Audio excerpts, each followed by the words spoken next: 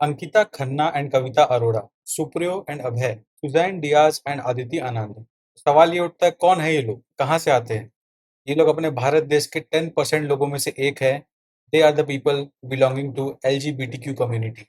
ये वो लोग हैं जो एक साथ रह रहे हैं काफी समय से, बट अभी भी स्ट्रगल कर रहे हैं कि इनके मैरिज को रिकॉग्नाइज किया जाए by Indian government under Special Marriage Act. Hello friends, my name is Kishan Mahipal and welcome to my channel let's talk. तो लेट्स टॉक में आज हमारा मुद्दा है सेम सेक्स मैरिज। आप सभी लोग एक दो दिन से न्यूज़ देख ही रहे होंगे, न्यूज़पेपर पढ़ ही रहे होंगे, सब जगह एक न्यूज़ कॉमन है, कांस्टेंट है कि सेम सेक्स मैरिज पे सुप्रीम कोर्ट क्या जजमेंट देगा। आपको पता है कि 2018 में एक लैंडमार्क जजमेंट हुआ था, इसके बारे में हम लोग आगे बात करेंगे। उसके पहले 2022 में भी एक जजमेंट हुआ था। ऐसे कई जजमेंट के द्वारा जो सेम सेक्स कपल्स हैं उनको रिकॉग्निशन मिला और ऑब्वियसली उनके प्रति सोसाइटी में कुछ एक्सेप्टेंस बढ़ा है। अभी भी काफ़ी सारे चैलेंजेस हैं जिनको सॉल्व करना बहुत ज़रूरी है। तो अभी मेन मुद्दा क्या है? मेन मुद्दा ये है, जितने भी सेम सेक्स कपल इंडिया में हैं, वो चाह रहे हैं कि उनको राइट टू मैरिज मिले। राइट टू मैरिज का मतलब क्या है? अगर वो मैरिड कपल की तरह माने जाते हैं तो जितने भी लॉज हैं, जितने भी उनके संग कॉन्स्टिट्यूशनल राइट्स है, कई सारे ऐसे प्रोविजंस हैं उनके अंदर कि वो राइट्स और बेनिफिट्स खाली स्पाउसेस को मिल सकते हैं। और कोई भी इंसान दूसरे इंसान का स्पाउस तभी कंसीडर किया जाएगा जब उनका मैरिज गवर्नमेंट एक्सेप्ट करेगा। इसके प्रति सुप्रीम कोर्ट ने डिसाइड किया कि वो सेम सेक्स मैरिज का केस को सुनवाई करेगी। तो परसों ही सुनवाई स्टार्ट हुआ, अभी तक चल रही है सुनवाई। तो इसमें जिन लोगों ने पिटीशन फाइल किया है, उनका मेन आर्गुमेंट क्या है, उस पे एक हाईलाइट ले लेते हैं। कपल्स का मानना ये है कि उनके मैरिज को रिकॉग्निशन नहीं मिलने की वजह से उनको कई सारे मैरिड कपल के राइट्स नहीं मिलते। For example, right to adoption, right to having children with surrogacy, या फिर रिप्रोडक्टिव टेक्नोलॉजी जो अभी एडवांस डेवलप हो गए हैं, असिस्टेड रिप्रोडक्टिव टेक्नोलॉजी, उनके मेथड से चाइल्ड बियर करना। और भी राइट्स है, जैसे राइट्स टू इनहेरिटेंस और मेंटेनेंस, टैक्स बेनिफिट जो कि स्पाउसेस को अवेलेबल होते हैं, मैरिड कपल्स को अवेलेबल होते हैं। एट द सेम टाइम अगर वो कहीं एम्प्लॉयड है, तो अगर कोई कोई पर्सन कहीं एम्प्लॉयड है तो उनके स्पाउसेस के लिए भी कुछ बेनिफिट्स होते हैं। ये सारे तभी एप्लीकेबल है जब उनके मैरिज को रिकॉग्नाइज किया जाएगा गवर्नमेंट के द्वारा। तो ये कोर चैलेंज फेस हो रहा है। गवर्नमेंट भी मैरिड कपल में, समझ लीजिए कोई एक पर्सन मर जाता है तो दूसरे पर्सन को विडो या विडोअर की तरह उनका प्रोटेक्शन करता है, प्लस उनका कोई चाइल्ड है उनको प्रोटेक्शन मिलता है। At the same time pension भी मिलते हैं, पैशनेट ग्राउंड्स पे अपॉइंटमेंट्स भी मिलता है इन गवर्नमेंट्स। तो ये सारे जो एस्पेक्ट हैं, ये सेम सेक्स कपल को अभी तक इनका बेनिफिट नहीं मिल पा रहा, सिर्फ एक ही कारण से कि उनके मैरिज को रिकॉग्नाइज नहीं किया जा सकता है। तो ये कोर आर्ग्यूमेंट था पिटिशनर का। एट द सेम टाइम हम सभी जानते हैं, मैरिज इकलौता ऐसा इंस्टीट्यूशन है, मेथड है, जिसके माध्यम से सोसाइटी जो है एक कपल को और उनको एक्सेप्ट करती है, उनके यूनियन को रिकॉग्नाइज करती है और उनको रिस्पेक्ट करती है। अदरवाइज दे आर सीन, अपने सोसाइटी में उनको बहुत ही अलग एक्सपेक्टेशन और नज़र से देखा जाता है। पिटिशनर का मानना है कि सेम सेक्स कपल को अगर पूरा मैरिज के रिलेम से अगर बाहर कर दिया गया तो उन इस चीज़ का पूरा बर्डन उन पे आ जाता है और ऐसा कहीं न कहीं साबित हो जाएगा कि कॉन्स्टिट्यूशनली ये चीज़ इम्परमिसिबल है। एक तरह का नेगेटिव सेंटिमेंट जाएगा लोगों में, लोगों को लगेगा वाक़ई ये कुछ गलत है। इसको एक्सेप्टेंस में लोगों में और दिक्कत आएगी। साथ में उनका थर्ड मेजर आर्गुमेंट ये है कि हमें एक मेजर स्ट्रक्चरल चेंज करने की ज़रूरत है सोसाइटी में, खाली एटीट्यूडनल चेंज से नहीं चलेगा। हमें इंश्योर करना पड़ेगा जो इक्वालिटी है वो होम में भी रहे, वर्क प्लेस में भी रहे और पब्लिक प्लेसेस में भी रहे। अब कॉन्स्टिट्यूशनली भी, और कॉन्स्टिट्यूशन के माध्यम से भी पिटिशनर ने अपना आर्गुमेंट प्रेज़ेंट किया कि देखिए आर्टिकल 14 जो है, इसमें इक्वालिटी बिफोर लॉ का अपॉर्च्युनिटी है, पर लॉ ही ऐसा है जो इक्वालिटी नहीं प्रोवाइड कर पा रहा सेम सेक्स कपल को। क्योंकि उसी लॉ के अंदर सेम सेक्स कपल मैरिज नहीं कर सकते और बाकी लोग मैरी कर सकते हैं। इसका नाम है special Marriage act for example. At the same time article 15 जो है, जो कि इंश्योर करता है कि डिस्क्रिमिनेशन नहीं होगा on the grounds of religion, sex and other things, उसमें सेक्स के ग्राउंड्स पे डिस्क्रिमिनेशन हो रहा है इन टर्म्स ऑफ मैरिज। साथ ही साथ आर्टिकल 19 जो है, जो कि आपको फ्रीडम ऑफ स्पीच और एक्सप्रेशन का पावर देता है, उसके अंदर भी आप फ्रीली अपने आप को एक्सप्रेस नहीं कर पाते सोसाइटी में, because you are same sex couple and you are not, आपको उसी तरह देखा नहीं जाता जिस तरह बाकी कपल्स को देखा जाता है। फिर राइट टू लाइफ आर्टिकल 21 के अंदर, जिसके अंदर हर इंसान को अपनी तरह से लाइफ जीने का अधिकार है, उसके अंदर भी उसको भी कहीं न कहीं ये लॉ वायलेट करता है, बिकॉज़ एक इंसान को फ्रीडम नहीं है कि वो जिसको पसंद कर रहा है उससे वो शादी कर सके। ये कुल मिला के पूरा पिटिशनर के साइड का आर्गुमेंट हो गया, जिसके अंदर पूरे सारे इश्यूज़ हाइलाइट हो गए कि सेम सेक्स मैरिज नहीं होने की वजह से कपल्स को किस टाइप के चैलेंजेस हो सकते हैं और किस तरह ये इनवैलिड और गलत है। बट देखिए, एक ही पहलू समझने से हमें पूरा केस का सच्चाई समझ में नहीं आएगा। अब हम लोग जैसे कि इंडिया के आम नागरिक हैं, तो हम लोग को समझना होगा कि ये तो हो गया एक पहलू, ठीक है? पर इसी तरह गवर्नमेंट का भी पर्सपेक्टिव है। क्यों गवर्नमेंट सेम सेक्स मैरिज को अलाउ नहीं कर रहा? तो ये भी हम लोग को समझना बहुत ज़रूरी है। तो इसके कुछ आर्गुमेंट समझ लेते हैं। गवर्नमेंट का मानना ये है सिंपल, कि देखिए मैरिज जो है एक ऐसा इंस्टीट्यूशन है जो स्टेट रिकॉग्नाइज करता है, इसीलिए गवर्नमेंट का रोल उसमें बस इतना ही है कि गवर्नमेंट को रिकॉग्नाइज करना है। अगर गवर्नमेंट रिकॉग्नाइज नहीं करेगा तो ये मैरिज का इंस्टीट्यूशन का मतलब ही नहीं रह जाएगा और गवर्नमेंट का रोल ही खत्म हो जाएगा इन टर्म्स ऑफ मैरिज। ठीक है। तो गवर्नमेंट का रोल है उसमें इंटरफेयर करना किसी ना किसी रूप से, क्योंकि गवर्नमेंट को पॉलिसी बनाना है। ठीक है ना, तो इसके लिए जरूरत है। तो ये हो गया फर्स्ट आर्गुमेंट। सेकंड आर्गुमेंट ये है, सिंस सिंस मैरिज जो है प्राइवेट अफेयर नहीं है, क्योंकि कोई भी इंसान मैरिड है तो वो एक सोसाइटी में मैरिड है, एक जगह प्रेजेंट है वो। तो वहां की सोसाइटी को भी उनको एक्सेप्ट करना पड़ेगा, वरना उस सोसाइटी में public order, law and order affected हो सकता है। उनके वहाँ के सेंटिमेंट्स हर्ट्स हो सकते हैं, कैसे भी हो, उनका व्यूज़ हर्ट हो सकता है। अब समझ लीजिए एक जगह गे कपल रह रहा है और वहाँ पे 99% लोग जो हैं उस चीज़ को समझ ही नहीं पा रहे, उसको कंप्लीटली नेगेटिव मानते हैं। तो सोसाइटी को भी इवॉल्व होना ज़रूरी है और इसीलिए इस पूरे सिचुएशन पे लॉ बनाना बहुत ज़रूरी है, लॉ पे काम करना ज़रूरी है, उसके लिए पार्लियामेंट मोर सूटेबल है। ऐसा गवर्नमेंट का मानना है। गवर्नमेंट कह रहा है कि अगर इस चीज़ पे जुडिशरी डिसाइड करता है कि ये मैरिज होगा, होना चाहिए या वैलिड है, एक तरह से कोर्ट्स जो है, जुडिशरी जो है, एक नया टाइप का मैरिज का इंस्टीट्यूशन को जन्म दे रहे हैं, जो कि सोसाइटी में ऑलरेडी एग्जिस्ट नहीं करता और करंट लेजिस्लेशन के अगेंस्ट जा रहा है।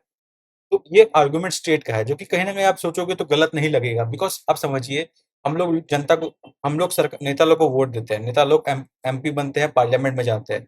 सिमिलरली एमएलए बनते हैं, विधानसभा में जाते हैं। तो उन लोग मिलके उनको हम जब रिप्रेजेंटेटिव चयन कर लिए, तो उनका ज़िम्मेदारी है हमारे लिए लॉ बनाना, तभी हम उनको वोट कर रहे हैं। वोट करने का मतलब यही है, किसी नेता को आप इलेक्ट कर रहे हो तो आप चाह रहे हो कि वो आपके वॉइस को रिप्रेजेंट करे। वो कुल मिला के अपने कंट्री में जो रिप्रेजेंटेटिव डेमोक्रेसी का स्ट्रक्चर बना है, उसके अंदर आपके व्यूज, हमारे व्यूज, सबके व्यूज को रिप्रेजेंट करके एक ऐसा लॉ बना है जो कंट्री में मेजोरिटी एक्सेप्ट करती है। That is why we have a majority government. तो ये आर्गुमेंट सेंटर का बहुत ही वैलिड लगा इसके अंदर कि यस, इसको इसमें हम लोग ये बात, सुप्रीम कोर्ट ने भी इस बात को माना कि हम लोग ये चीज एलिमिनेट नहीं कर सकते कि इसमें लेजिस्लेचर का एक सिग्निफिकेंट रोल है। एट द सेम टाइम अपने अगर ये जानेंगे तो अच्छा रहेगा कि इंडिया में मैरिज के लिए कौन कौन से लॉ एग्जिस्टिंग है। सबसे पहला लॉ है इंडियन क्रिश्चियन मैरिज एक्ट 1872।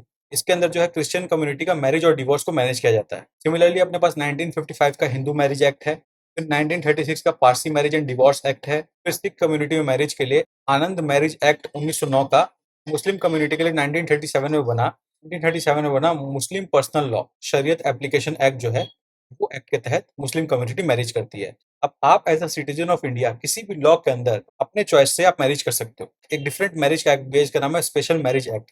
इस एक्ट के अंदर अगर कोई डिफरेंट रिलीजन के लोग मैरी करना चाहते हैं, जो किसी एक पर्टिकुलर रिलीजन के प्रोसेस को फॉलो नहीं करना चाहते, वो भी अपना मैरिज को सोलेमनाइज करा सकते हैं इन स्पेशल मैरिज एक्ट। उसके कुछ रूल्स प्रोविजंस है, कुछ एलिजिबिलिटी क्राइटेरिया है, उसको आप मीट करोगे एक प्रोसेस के तहत, फिर आपका मैरिज सोलेमनाइज कर दिया जाएगा। तो सबसे पहला प्रॉब्लम तो यही है, अपने कंट्री में मैरिज के इतने सारे एक्ट हैं, इस वजह से एक यूनिफॉर्मिटी नहीं है। अब यूनिफॉर्मिटी नहीं होने की वजह से दिक्कत क्या है कि हर टाइप के कम्युनिटी अलग-अलग मैरिज मैरिज प्रैक्टिस को फॉलो करते हैं। अब इसमें अगर सेम सेक्स कपल को देखा जाए तो इनके मैरिज को किसी भी एक्ट में स्पेशली मेंशन नहीं किया गया। तो कहने का फुल आर्गुमेंट ये है कि डिस्पाइट सो मेनी लॉज, अभी तक हम लोग का मैरिज लॉ यूनिवर्सल नहीं बना है, कॉमन नहीं बना है, जिसमें हर एक कम्युनिटी के इंटरेस्ट को ध्यान रखा जाए। तो ऑब्वियसली चेंजेस का ज़रूरत है। एक आर्गुमेंट ये भी हो गया। अब एक समरी देख लेते हैं हम लोग ने क्या-क्या समझ लिया। हम लोग ने समझ लिया ये इश्यू को, जो सिटीजन्स है, जो सेम सेक्स कपल है, उनके पॉइंट ऑफ व्यू से देख लिया।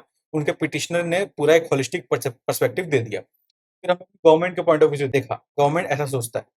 फिर उसमें हमने जो एक्जिस्टिंग इंडियन लॉज है वो देख लिए। फिर हमने समझ लिया कि इनके बाद भी कुछ कमी है, माने कुछ तो चेंज करने की जरूरत है। अब अपने देखते हैं, अब अपने समझते हैं इसको कोर्ट के पॉइंट ऑफ व्यू से। इंडिया का जो कोर्ट है, स्पेसिफिकली सुप्रीम कोर्ट, उसने पास्ट में कई सारे जजमेंट्स दिए हैं जो कहीं ना कहीं कल्मिनेट करते हैं और इस पूरे इशू को स्ट्रेंथन करते हैं और बताते हैं कहीं ना कहीं पॉजिटिव साइड में कि सेम सेक्स मैरिज अलाउ करना चाहिए। ऐसा लगता है लोगों को जजमेंट्स पढ़ के। तो कोर्ट ने अपने पास्ट के कुछ जजमेंट में हमेशा बोला है, आर्टिकल 21 के अंदर हर एक एडल्ट को अपने पर्सन ऑफ चॉइस से शादी करने का पूरा अधिकार है। तो ये कौन-कौन से जजमेंट उन्होंने हाइलाइट किया है? एक 2006 का केस था, लता Singh versus state of Uttar Pradesh. एक शफीन जहां का केस था 2018 के अंदर। फिर एक लक्ष्मीबाई चांदरागी जी हैं, उनका केस हुआ था स्टेट ऑफ कर्नाटका की संग इन 2021। ये 3 जजमेंट्स में स्पेसिफिकली सुप्रीम कोर्ट ने ये बात हाइलाइट किया था कि एक एडल्ट पर्सन अपने पर्सन ऑफ चॉइस से शादी कर सकता है, आर्टिकल 21 के अंदर। एट द सेम टाइम अगर आप एक लैंडमार्क जजमेंट देखोगे, K S Puttaswamy versus Union of India case जो 2017 में हुआ था, उसमें सुप्रीम कोर्ट ने क्लियरली बोल दिया था कि जो एलजीबीटीक्यू कम्युनिटी है, उनको जो राइट्स मिला है, उसको हम लोग सो कॉल्ड राइट्स नहीं बोल सकते। वो राइट नेचुरल है और कॉन्स्टिट्यूशनल प्रिंसिपल्स पे आधार है। For example right to life, privacy and dignity of every individual should be protected, ये अपने कॉन्स्टिट्यूशन प्रिंसिपल के अंदर आता है। और साथ ही साथ लिबर्टी और फ्रीडम का जो एसेंस है, ये भी कॉन्स्टिट्यूशनल प्रिंसिपल्स में एम्बेडेड है। तो इस कारण से जो भी एलजीबीटी कम्युनिटी का जो राइट्स है, वो रियल राइट्स है।